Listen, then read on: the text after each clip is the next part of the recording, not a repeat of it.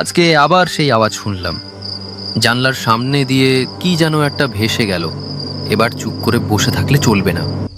এখানে তো কেউ আসে না, আর তুই এখানে ঢুকতে চাস? ভয় পেয়েছিস? তাহলে এখানেই থাকো, আমি একাই ঢুকি।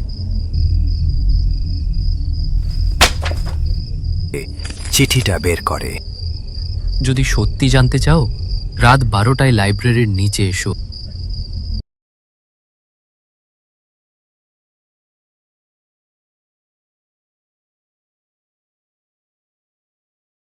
এটা একটা ছোট্ট শান্ত গ্রাম, নাম তার পান্তারা। চারদিকে সবুজ মাঠ, কাঁচা রাস্তা, পাখির ডাক। গ্রামের মাঝে একটা পুরনো লাইব্রেরি, যেটা এখন আর কেউ ব্যবহার করে না। লোকমুখে শোনা যায় সেখানে রাতে নাকি অদ্ভুত সব শব্দ শোনা যায়। সবাই ভয় পায়, কিন্তু এই গ্রামে একজন আছে, নাম তার রিমু। সে ভয় পায় না, বরং রহস্য মানেই তার কাছে মজা। আজকে আবার সেই আওয়াজ শুনলাম। জানলার সামনে দিয়ে কি যেন একটা ভেসে গেল। এবার চুপ করে বসে থাকলে চলবে না। ওই বুলবুল, ওঠ, অভিযান শুরু। তুই আবার কি দুঃসাহসিক অভিযান শুরু করলি? পুরনো লাইব্রেরিতে রহস্যময় কিছু ঘটছে, আমি যাচ্ছি দেখতে। তুই কি আসবি? ভূত দেখতে গিয়ে ভূতের দোসর হব?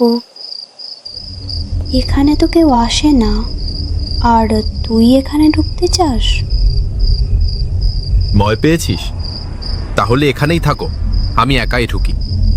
আরে না না, একা যাবি কেন? তোর পেছনে একটু দাঁড়িয়ে দেখি না। এরপর তারা দুজনে লাইব্রেরির ভিতরে প্রবেশ করে। এটা তো অনেক পুরনো লাইব্রেরি বলে মনে হচ্ছে। হ্যাঁ, এটা অনেক পুরনো লাইব্রেরি। দেখছিস না কেমন হয়ে আছে?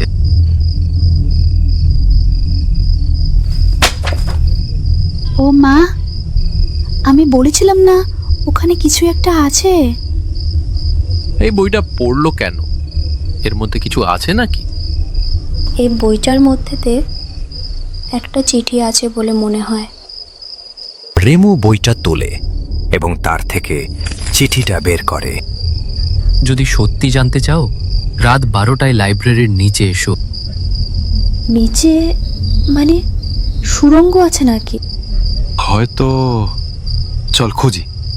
তোমরা নিচে গেলে যা দেখবা তাতে ঘুম হারাম হয়ে যাবে। আপনি কে? এই লাইব্রেরির সাথে আমার ইতিহাস জড়িয়ে আছে, কিন্তু সেটা জানতে হলে তোমাদের সাহস থাকতে হবে, অনেক বেশি সাহস। রেমু আর বুলবুল কি এই রহস্যের কিনারা করতে পারবে? কে এই জিতু ভাই? আর লাইব্রেরির নিচে কি আছে জানতে হলে দেখতে হবে পরের পর্ব। যদি গল্পটি ভালো লেগে থাকে তাহলে অবশ্যই ভিডিওটিতে লাইক করুন, শেয়ার করুন, আর পরবর্তী ভিডিও দেখার জন্য চ্যানেলটি সাবস্ক্রাইব করুন। লাইব্রেরির নিচে কী লুকানো আছে কমেন্টে জানান।